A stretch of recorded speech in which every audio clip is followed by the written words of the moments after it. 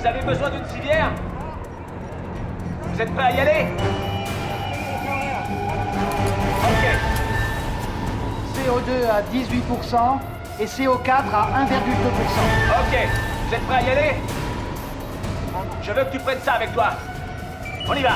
5, 4, 3, 2, 1. C'est parti, Jim.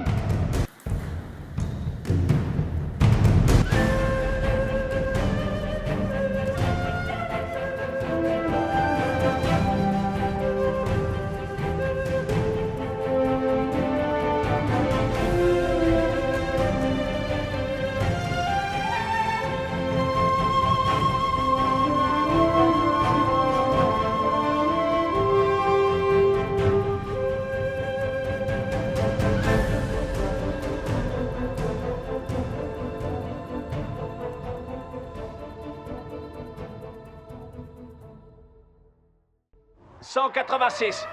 Pressurisation à 174. Être pris au piège est une des expériences les plus effrayantes qu'on puisse vivre. Et peu importe là où vous êtes pris au piège, dans les dettes, le style de vie, dans une relation nocive, un problème de santé ou dans la vie elle-même, quelles que soient les circonstances, les effets en sont tous les mêmes. Le stress, l'inquiétude, le désespoir et le découragement.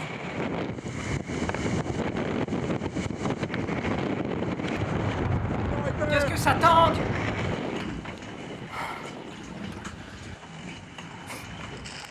On a perdu au moins 70% de notre capacité. J'essaie désespérément de garder l'équipement en état de fonctionnement.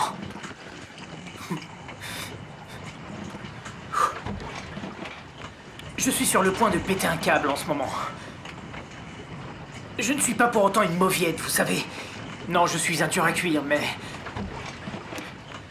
tout ça commence à me porter un coup au moral.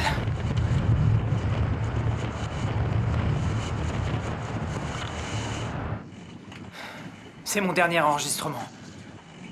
Je veux que ma famille sache que je les aime par-dessus tout. Je suis navré qu'ils s'inquiètent autant pour moi.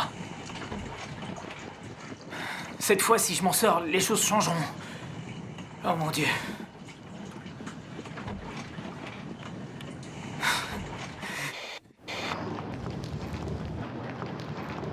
Au-dessus de moi, il y a peut-être des milliers et des milliers de tonnes de rochers et de Il terre. faudra intervenir en commençant par la gauche.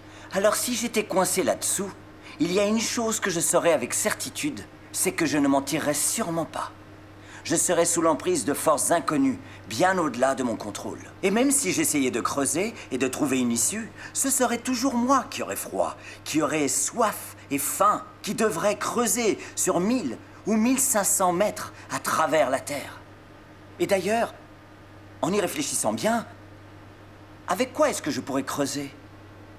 Ce dont j'ai besoin, c'est d'un sauveteur. Un sauveteur avec un plan. Et l'équipement adéquat pour l'exécuter. Sans plan de sauvetage, il ne me reste plus qu'à m'asseoir. Et attendre la mort. Car le fait d'être pris au piège est une perspective plutôt effrayante. The navigation systems are down. I'm lost out at sea.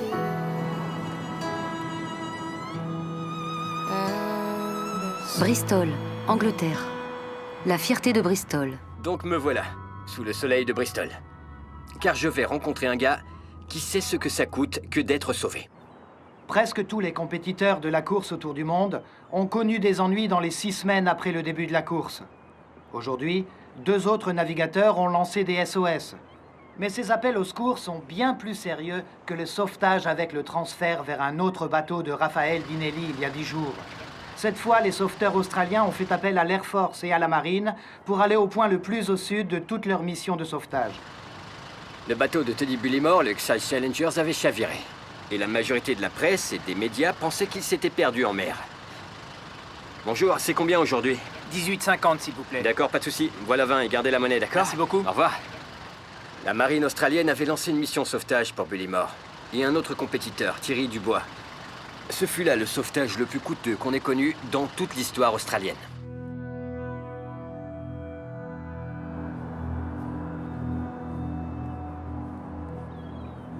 Bonjour Tony. Comment ça va? Ah! Comment On peut ça vous va? rejoindre à bord? Oui, montez à bord. J'ai préparé une bouilloire et une tasse de thé. Comment vous allez? Ah, Content de vous voir. bien, et vous? Montez à bord. C'est un peu plus froid que l'Australie, n'est-ce pas? Prenons une tasse de thé, d'accord? Oui, dès que ce sera prêt. Tony, qu'est-ce que vous aimez dans la voile? Qu'est-ce qui vous plaît? Ce que j'aime a évolué au cours des années. J'ai commencé à naviguer il y a environ 50 ans de ça, quand j'avais plus ou moins la vingtaine. Disons que j'ai été élevé au bord de la mer, vous voyez. Mais quand je suis à la barre, alors que le bateau fait du 20-25 nœuds, et que par beau temps le vent souffle dans les voiles, et que mes cheveux tourbillonnent, tout ça devient alors très exotique, vous voyez. C'est vraiment fantastique.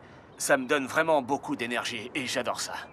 J'aime aussi régater, je suis assez compétitif. Oui, j'adore tout ce qui est relever des défis ou essayer de battre des records. Voilà, j'adore la voile. Lors de cette journée de 1997, quand avez-vous su que vous aviez des problèmes? Eh bien, j'étais en pleine mer. L'eau était agitée. Vous savez, le vent soufflait facilement à 70 nœuds. Et il faut dire que sur un open class monohull de 18 mètres, avec 2 mâts, on n'a pas vraiment besoin de ces conditions. Si on a 35-40 nœuds de vent, c'est amplement suffisant pour atteindre une bonne vitesse de croisière. À 70-75 nœuds, parfois même à 160 km/h, ce sont disons, des conditions phénoménales. Mais j'ai su que j'avais des problèmes lorsque j'ai entendu un grand crack. Sans savoir ce que c'était, mais le bateau a tout de suite chaviré. Vous voyez, ça a été rapide et je me suis dit, allez, redresse-toi. Mais ça n'a pas été le cas. Quand le bateau de Bullimore a chaviré, une balise de détresse a été jetée à la mer et s'est automatiquement activée, alertant les sauveteurs dès les premières minutes de sa position. Le premier indice que le navigateur solitaire était toujours en vie était quand il a allumé manuellement une autre balise de détresse à l'intérieur du bateau. Les experts pensaient qu'il y aurait suffisamment d'air pour tenir 6 jours dans le bateau retourné. Mais Bullimore s'inquiétait de la température de l'eau et passait son temps dans un hamac de fortune recroquevillé pour garder la chaleur. Le bateau était retourné complètement à l'envers, donc j'étais en mode survie. Alors je me suis demandé, qu'est-ce que je dois faire? Je suis à 2400 km des côtes australiennes, à quelques centaines de kilomètres de l'Antarctique. Je suis en dehors des couloirs de navigation. Je ruminais ça, mais je ne pouvais rien faire à ce moment-là. Je me trouvais au beau milieu d'une tempête, les vagues frappaient le bateau et passaient au-dessus de la coque. Le vent sifflait. Tout ce que je pouvais faire, c'était attendre les secours. Tranquillement, attendre que la tempête passe et que la mer se calme. Sortir du bateau et aller à terre, c'était impossible. Alors Tony, quel a été le moment le plus dur quand vous étiez enfermé dans la coque de votre bateau? Oh, ça a été certainement après 4 jours. Après 4 jours passés dans l'eau. Vous savez, j'avais abandonné. J'étais si affamé et j'avais tellement peu d'eau. Et je mourais de froid. Les vagues continuaient à battre la coque de tous côtés. Le bateau se balançait et roulait. J'étais là avec l'eau qui arrivait sur moi et ensuite, dans la minute qui suivait, j'avais la tête hors de l'eau et tout allait bien. Et puis, je me suis coupé le bout des doigts en essayant de trouver quelque chose à faire. J'ai commencé à évaluer le temps qu'il me restait à vivre et je me suis dit, il te reste un jour et demi. La température de mon corps allait baisser à un niveau vraiment très dangereux. Et je me suis dit, Tony, cette fois c'est fini. Le navigateur Tony Bullimore a enclenché ses balises de détresse, mais elles ne sont pas visibles pour les avions de secours. Les pilotes espèrent découvrir dans quel état se trouve la victime en volant en basse altitude. La petite ville du nord de la Tasmanie, Beaconsfield, retient maintenant son souffle et prie. Des prières pour nos mineurs. En fin d'après-midi, il semblait que seul un miracle pourrait sauver 3 mineurs emprisonnés sous terre. Âgés de 30 à 40 ans, on pense que ce sont Brant Webb, Larry Knight et Todd Russell, qui est très populaire à Beaconsfield. Les équipes de sauveteurs sont sur place sous terre, mais le travail est dangereux. Ils vont utiliser un excavateur télécommandé avec une caméra afin de créer un chemin à travers 15 mètres de rochers. Le corps d'un des mineurs est en train d'être ramené à la surface ce soir. La découverte macabre a été faite alors que l'excavateur était en train de creuser les... Beaconsfield, Tasmanie. Nous y voilà, c'est terminé. Ah, merci. Bon, de Bon, rien. alors dites, combien je vous dois? Rien du tout, je vous offre la réparation. Vous êtes sûr? Ouais, bien sûr. Ah bah merci. Y a pas de quoi, vraiment. Pas de souci. Ah, messieurs, désolé, je suis en retard. C'est rien. Brant, Salut, Brant. ravi de vous rencontrer. Moi, c'est Todd. Comment Bien, ça va? merci. C'était un jour comme les autres, vous étiez en train de travailler quand tout à coup la mine s'est effondrée et vous vous êtes retrouvé enfermé dans un tout petit espace. Dites-nous à quoi on pense à ce moment-là. On pense à plein de choses, en fait. On était en pleine obscurité, couvert de rochers. On craignait que le feu ne fasse exploser la machine. On a vraiment très mal. On souffre et on n'arrête pas de penser. En tant que mineur, on entend parler de gens qui ont été écrasés par des rochers. Certains ne sont plus là pour en parler. Et vous savez, la première chose à laquelle vous pensez, c'est... je suis en vie, mais comment vont-ils nous faire sortir de là? Peuvent-ils nous atteindre? J'ai pas arrêté de lui dire. Ils vont venir nous chercher, ils vont venir nous chercher. Alors même que je pensais qu'ils allaient récupérer les corps. À vrai dire, si j'avais vu les dégâts de l'extérieur, je ne nous aurais donné aucune chance de survie. Ouais. Mais vous savez, on avait quelque chose en commun avec Brandt. On savait chanter The Gambler et... On chantait The Gambler ce dimanche après-midi-là et... J'ai dit à Brandt, j'entends une voix. Et il m'a dit quoi? Je lui ai dit silence. Et puis, on a entendu cette voix qui venait de l'extérieur. C'était Steve Saltmarsh et Pat Ball. C'est vrai que le fait d'entendre ce premier contact venant de l'extérieur, c'était comme si quelqu'un avait ôté un rocher au-dessus de nos têtes. Parce qu'on savait alors que les autres gars avaient dû interrompre leur travail et qu'ils essayaient de nous aider, de nous faire sortir. Mais faut dire qu'à la vitesse où ils creusaient, il y avait de grandes chances qu'on se fasse tuer si le sol s'effondrait. La nuit dernière, après 5 nuits de peur et de plainte, la nouvelle est tombée que Todd Russell et Brandt Webb étaient vivants. Ils sont vivants et ils nous ont parlé. On a eu un contact et ils vont sortir de là. Mais les équipes de sauveteurs ont prévenu qu'il faudrait au moins 48 heures de plus pour rejoindre les 2 mineurs tasmaniens et pour les sortir de là. C'était vraiment l'euphorie pendant les 2 premières minutes. Puis on s'est regardé et on a réalisé... Attends une seconde.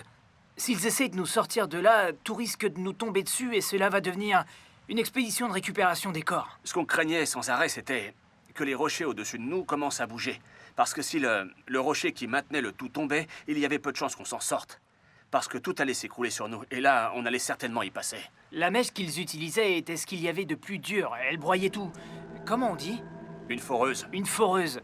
C'était la mèche la plus dure. Elle broyait tout sur son chemin. Et c'était comme si cette perceuse ne s'arrêtait jamais. Elle continuait à tourner. C'était sans arrêt, non?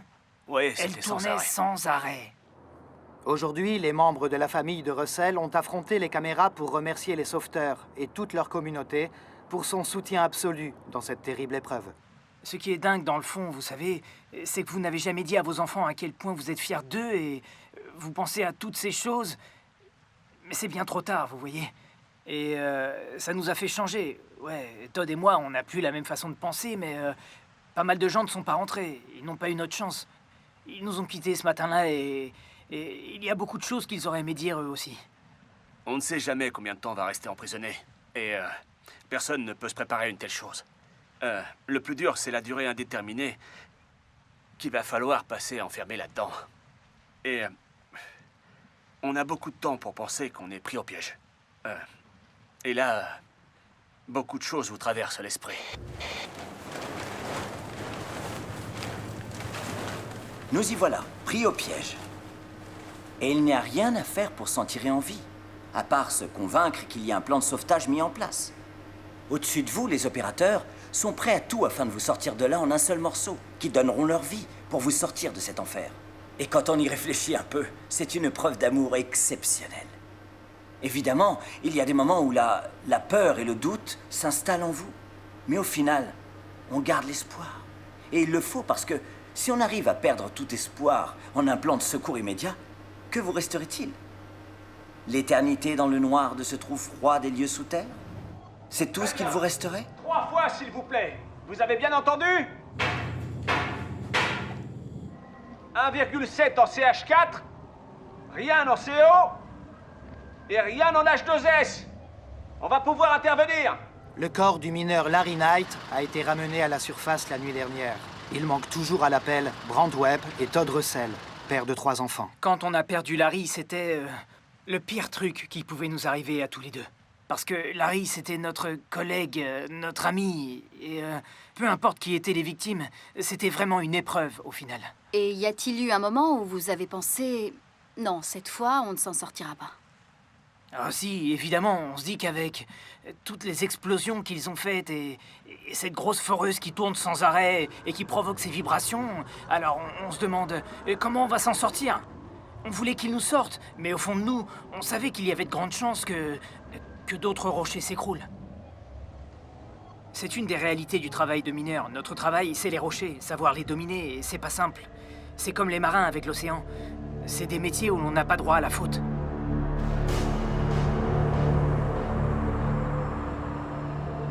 L'une des choses que j'avais décidé, c'était que je comptais pas mourir avec le bateau. C'était hors de question. Je ne voulais pas, disons, couler avec le bateau. J'étais déterminé à regagner la surface, au cas où les choses tourneraient mal. J'étais déterminé à sortir et à me laisser flotter pendant 5 ou 10 minutes et à regarder le ciel et les nuages afin de me dire « D'accord, j'ai eu une bonne vie et cette fois, c'est la fin ». C'était une façon de s'en aller. J'étais au milieu de l'océan, disparaissant peu à peu. Ma femme était à la maison, sans doute en train de paniquer et de se demander ce qui se passait. C'était vraiment déprimant. Et j'ai gardé espoir de la rejoindre à la fin, mais ça n'allait pas se produire. Je me suis senti très mal, vous savez. Je me suis senti seul et c'était, ouais, assez horrible.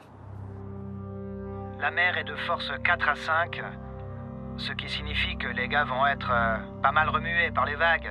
Et ça va leur rendre la vie assez difficile là-dedans. Dans la vie, on s'est tous retrouvés dans des situations aussi épineuses, au milieu de ce conflit, où l'on est tous pris au piège entre le bien et le mal. Il y a un plan de secours dans nos vies. Quelqu'un qui est prêt à faire tout ce qu'il faut pour nous sortir de là. Un sauveteur, un héros. Et vous savez quoi? Jésus a fait la promesse de mettre fin à nos dettes, notre style de vie, à toutes les circonstances qui nous ont pris au piège et nous ont fait perdre l'espoir. Jésus est le seul héros de cette épopée vitale. Le créateur de l'univers est devenu un être humain. Il s'est mis lui-même en danger en risquant tout afin de nous sauver, vous comme moi, quel qu'en soit le prix à payer. Il a un plan de sauvetage pour nous tous et il n'arrêtera pas tant qu'il ne nous rejoindra pas. Les gens de Beaconsfield attendent anxieusement le moment où Todd Russell et Brant Webb seront ramenés à la surface et auprès des leurs. À l'heure qu'il est, le sauvetage de ces 2 mineurs pris au piège ne se calcule pas en heures ou en jours, mais en mètres, alors que l'équipe de secours avance vers eux. D'accord, vous allez me dire, c'est bon, c'est la vérité, et c'est plutôt fantastique. Mais sauf tout le respect que je vous dois, ce héros a vécu il y a 2000 ans de ça. Mais regardez le monde d'aujourd'hui. Toutes ces choses dont on a parlé jusqu'à présent, toutes ces choses dont on veut être sauvé dans la vie, elles sont toutes arrivées après sa mort et sa résurrection. Alors, où est ce grand sauvetage dont vous nous parlez? Où est ce plan? Voyez-vous, j'ai lu quelque chose récemment dans le livre de Matthieu. Jésus parlait de lui-même et des raisons qui l'avaient amené sur terre, et disait qu'il était venu ici pour donner sa vie, en échange de celle des autres hommes. Alors vous comprenez, il a payé afin de nous sauver. Et il convient d'être un peu plus clair à propos de cette image. Il ne s'agit pas d'un sauvetage lorsqu'il paye vos prêts financiers. Non, il s'agit d'un sauvetage épique à l'échelle mondiale. Et Dieu en a déjà payé le prix ultime afin de mettre ce plan en œuvre et de le suivre. Le trajet de 2600 km pour rejoindre les bateaux abîmés et les navigateurs devrait prendre 3 jours. L'utilisation de la frégate de la marine et la recherche 24 heures sur 24 par un avion Orion en provenance de Perth signifie que le coût et le sauvetage des 2 navigateurs s'élèvera à plusieurs millions. Mais l'argent n'est pas un problème pour le gouvernement. Notre obligation dans ce cas est d'honorer la promesse qu'on a faite à la société et de secourir la vie de ces 2 hommes qui courent un grand risque. Pendant ce temps, les organisateurs de la course se réjouissent, puisqu'ils Et donc, semblerait quand que votre l'homme soit bateau encore était en- retourné et que vous étiez à l'intérieur de la coque, qu'avez-vous pensé lorsque vous avez entendu frapper à la coque? Ah, évidemment, c'était fantastique. J'étais alors couché sur un minuscule morceau de filet, puis j'ai entendu taper sur le côté de la coque. Alors mes oreilles se sont dressées, vous voyez, comme un rat du désert aux affûts, et je me demandais ce que c'était. Alors j'ai sauté sur le côté du bateau. J'ai mis rapidement mon oreille contre la coque du bateau, et c'est là que j'ai entendu des hommes crier, vous savez, et discuter. Et je suis donc sorti très, très rapidement. J'ai plongé par le trou de la coque, au fond du bateau, je suis descendu de quelques mètres, puis je suis remonté à la surface. Il est vivant! Il sort du bateau! Il est là, c'est lui! Je l'ai, je le tiens! Devant moi se trouvait l'Adélaïde. Un navire de guerre était là. En le voyant, j'ai souri vers le ciel en disant « Mon Dieu, on m'a sauvé ». J'étais vraiment sous le choc et étonné. Quand j'ai plongé et que je suis sorti de l'eau, j'ai vu l'Adélaïde. J'ai alors ressenti une joie intense en regardant la vie. Je pouvais voir l'image de ce que représentait la vie. J'étais sauvé. Je dois être honnête, auparavant j'ai connu des situations dans la vie que je qualifierais d'étonnantes, mais celle-ci a été de loin la plus dure. Après une telle expérience, quel a été votre sentiment sur la valeur de la vie, après ce qu'ils ont fait pour vous? J'ai trouvé ça tout à fait fantastique. Et là, je me suis dit que ma vie valait quelque chose. Et le fait que l'Australie ait fait autant d'efforts afin de me sauver, qu'ils aient tout organisé, les bateaux, les avions, les services de sauvetage, tout a été organisé dans le seul but de me sauver la vie. Et cela m'a rendu très heureux. Quelle folie, dans un monde aussi compliqué qu'est le nôtre, qu'il y ait des personnes et des pays comme l'Australie qui soient préparés afin d'aller très loin pour me sauver la vie. Ça m'a surpris. Et puis, j'ai senti que je valais quelque chose. Pour la famille Bullimore à Bristol, la nouvelle du sauvetage est arrivée par téléphone satellite dans les premières heures du matin. On a sauté de joie et on s'est tous mis à crier. Ça a été fantastique. On a ouvert une bouteille de champagne, on s'est tous mis à crier et à hurler « Il est vivant! Il est vivant !» Qui dans la vie va dépenser tout cet argent, risquer autant de vies humaines et prendre le risque de ne pas accomplir la mission de sauvetage, lancer les services de secours afin de récupérer Tony en vie? Qui va creuser quelques mètres de plus afin de libérer Brant et Todd? Alors, si Jésus a payé un prix aussi fort pour nous tous, sa vie sur la croix, s'il a fait le nécessaire au travers de la douleur et de la souffrance, s'il avait prévu un plan, alors peut-être, oui, peut-être que cette mission de sauvetage est déjà en cours en ce moment même. Vous allez pouvoir respirer normalement. Je vais vous donner un masque. Quand on est pris au piège, on n'a aucune vue d'ensemble de la situation. C'est tout nous, ça, non? On est là, coincé et pris au piège, aveugle à la réalité qui est là, dehors, et qui échappe à notre compréhension. Qu'est-ce donc que cette réalité? Une fois après avoir vécu la vie, qu'est-ce qui nous attend? Au-delà du simple fait d'exister. À 3, vous pouvez respirer. 1, 2, 3. Voilà. Il y a un plan, le deuxième retour de Jésus. Et bien que des gens ont essayé de le nier et d'en faire une toute autre histoire, c'est une mission de sauvetage que l'on connaît depuis environ 2000 ans. Vous voyez, son arrivée parmi nous faisait partie de ce plan, comme le don qu'il a fait de lui-même. Ce Jésus-là était un héros. Son second retour correspond au fait qu'il ait récupéré ce qu'il avait perdu en venant sur Terre. Et ce Jésus-là est notre sauveur. Alors le signe du Fils de l'homme paraîtra dans le ciel avec puissance et une grande gloire. Il enverra ses anges avec la trompette retentissante, et ils rassembleront ses élus des 4 vents depuis une extrémité des cieux jusqu'à l'autre. Matthieu 24, 30, 31. Oui, c'est là l'arrivée de la cavalerie. Le monde sauvé par un super-héros à la dernière minute. Le genre de film dont Hollywood raffole sans aucun doute. Et ici, comme dans les meilleures histoires, il y a la promesse du bonheur à tout jamais.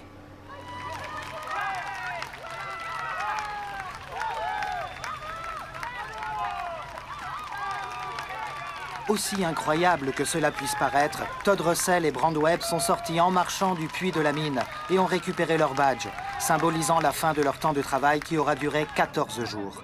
Puis ils sont allés directement dans les bras de leur famille, sans assistance, malgré le fait d'avoir été enfermés sous terre tout ce temps. C'est une émotion et un sentiment que j'ai avec moi, que je ne peux pas expliquer aux gens. Mais c'est quelque chose que j'ai en moi pour le reste de ma vie. C'est une expérience ultime. Je n'ai jamais rien connu de tel. Surtout quand je suis sorti et que j'ai revu ma famille. C'est quelque chose qui reste en vous à jamais. C'est difficile à expliquer, parce que j'éprouvais tellement d'émotions. C'était si... Oui, c'était si, disons... C'était une sensation assez extraordinaire. Des centaines de personnes sont venues attendre à l'extérieur de la mine. Oui, ça a été dur. Ça a été vraiment très dur. C'est hallucinant la façon dont la communauté se rassemble aussi rapidement. Quel a été le meilleur moment de ce sauvetage? On est allé dans un resto de fish et chips à Fremont, le Fantastique.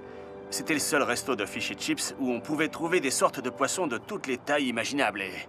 Et il y avait vraiment tout ce qu'on voulait. On a mangé pendant longtemps en profitant de ce qui restait de la journée. Et plusieurs personnes sont venues et sont restées avec nous au restaurant. Oui, c'était assez fantastique. Ils ont commencé à chanter la chanson de Rolf Harris, Two Little Boys.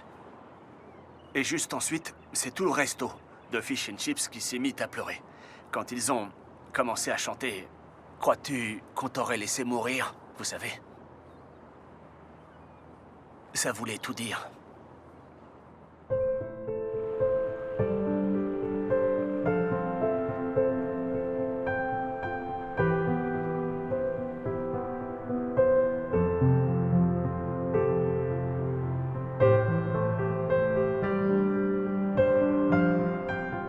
Il essuiera toute larme de leurs yeux, et la mort ne sera plus. Et il n'y aura plus de deuil, ni de cris, ni de douleur, car les premières choses ont disparu. Apocalypse 21:4. C'est le sauvetage que l'on attend. C'est le sauvetage qu'on nous a promis lors du plan de sauvetage de notre salut. Maintenant, certaines personnes pensent que c'est un rêve ou un conte de fées. D'ailleurs, sans cela, qu'est-ce qui nous resterait? Regardez de par le monde. S'il n'y a aucun sauvetage d'origine divine, s'il n'y a pas d'aide extérieure, quel espoir nous reste-t-il? Que nous offre le futur si ce n'est qu'une tombe? L'ambulance est prête. Le deuxième retour est celui de l'espoir. C'est ce que Jésus veut nous offrir. Et comment le sait-on? Parce qu'il a déjà mis son plan en action. Il en a déjà payé le prix. Il est venu pour sauver les égarés, et c'est ce qu'il espère pouvoir finir. Il nous a fait une promesse, et il fera tout ce qu'il peut pour l'accomplir.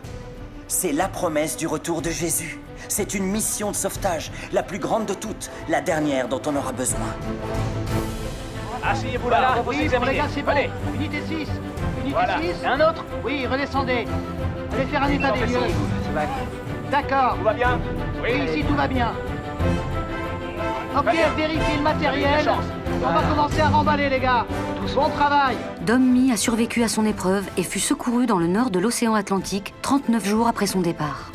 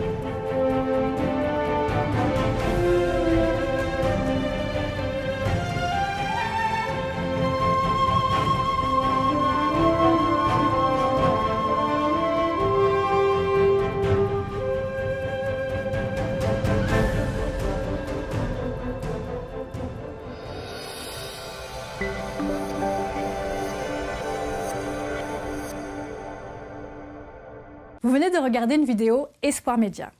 N'oubliez pas de vous abonner ici en cliquant sur notre logo. Et continuez votre visite en regardant notre dernière vidéo mise en ligne ici. Pour avoir encore plus de choix de vidéos, visitez notre plateforme streaming advantplay.tv. Et si vous avez des suggestions, écrivez-nous sur l'adresse qui se trouve dans la description de notre chaîne contact@espoirmedia.ch.